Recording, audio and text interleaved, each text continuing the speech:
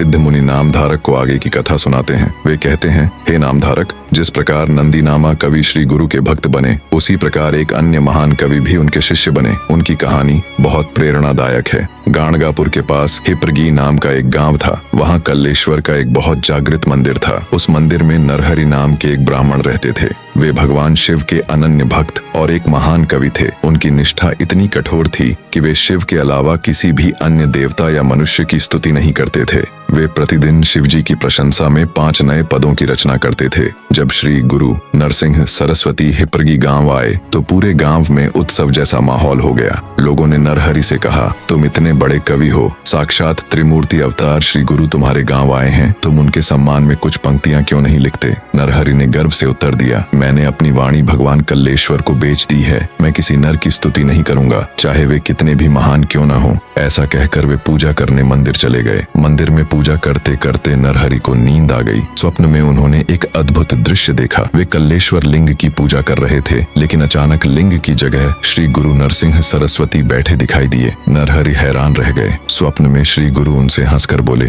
तुम तो कहते थे कि तुम किसी नर की पूजा नहीं करते, फिर मेरी पूजा क्यों कर रहे हो? नरहरि ने देखा कि वे अनजाने में श्री गुरु को ही षोडशोपचार पूजा अर्पित कर रहे हैं। जैसे ही उनकी आंख खुली, उनका अहंकार टूट गया। उन्हें समझ आ गया कि जिन्हें वे केवल एक सन्यासी समझ रहे थे, वे साक्षात शिव के ही रूप हैं। नरहरि तुरंत दौड़ते हुए श्री गुरु के पास पहुंचे और उनके चरणों में गिर पड़े। उन्होंने क्षमा मांगते हुए कहा, हे स्वामी, मैं अज्ञानी था जो आपको पहचान न सका। आप ही साक्षात कल्लेश्वर हैं। जैसे कस्तूरी मृग सुगंध के लिए वन वन भटकता है, वैसे ही मैं सत्य को बाहर ढूंढ रहा था, जबकि साक्षात कामधेनु मेरे घर आई थी। श्री गुरु ने मुस्कुराते हुए उनकी परीक्षा लेने के लिए कहा, तुम तो मेरी निंदा करते थे, फिर आज यह भक्ति कैसे जाग गई? नरहरि ने उत्तर दिया, महाराज, जब तक अंधकार था मैं देख नहीं पाया। आज कल्लेश्वर की कृपा से मुझे आपके भीतर महादेव के दर्शन हुए हैं। अब मुझे अपने चरणों में जगह दीजिए। निष्कर्ष, नरहरि ने उसी समय श्री गुरु की अद्भुत स्तुति की और उनके शिष्य बन गए। श्री गुरु ने उन्हें आशीर्वाद दिया और अपने साथ गाणगापुर ले आए। वहाँ नरहरि जीवन भर